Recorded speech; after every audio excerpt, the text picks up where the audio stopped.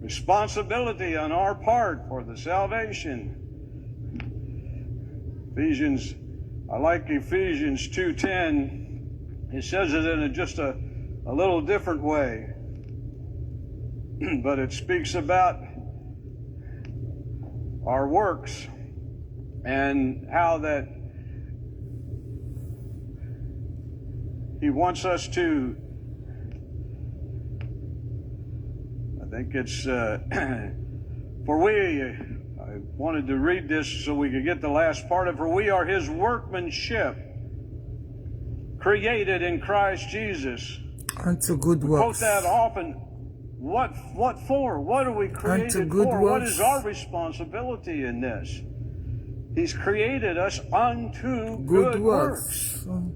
That's the responsibility. That's His, why that we can be identified as His workmanship and not somebody else's workmanship. You give your mind to this world in education or other areas, they'll create a work out of you.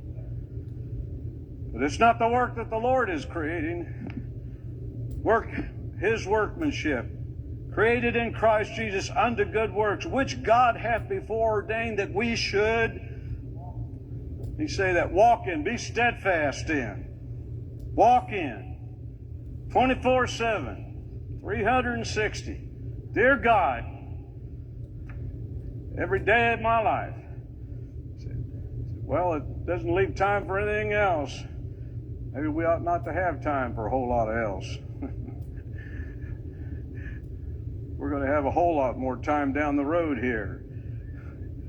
Then the opposite side of not good works, Titus 1:16, profess that they know the Lord, but in works they deny Him, being abominable. What an indictment, my God, and abominable. It's one of the larger words in the Bible. Desolation, abominable.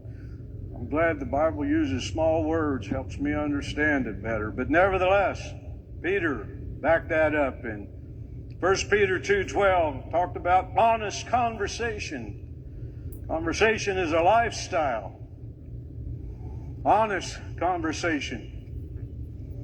They want to turn over to that real quick. And 1 Peter 2:12, I like having to get a Bible out when there's a message given across the pulpit. Exercise yourself. Having your conversation honest among the Gentiles, that whereas they speak against you as evildoers, here's the key, they may by your good works, which they shall behold, glorify God in the day of visitation. I heard a statement here, a family that my wife was sitting with over here. They had a young man that's come in the church here. Oh, he came in the church in Mount Carmel, but he was from here, Brother Bright. And his parents came out here because they saw such a change in his life.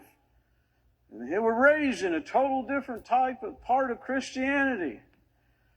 It was when the prayer line came, they were saying, well, we don't do this always. And the dad said, I love what you're doing right now. So, who knows what God is going to do? Let your good works shine forth. Your honest conversation.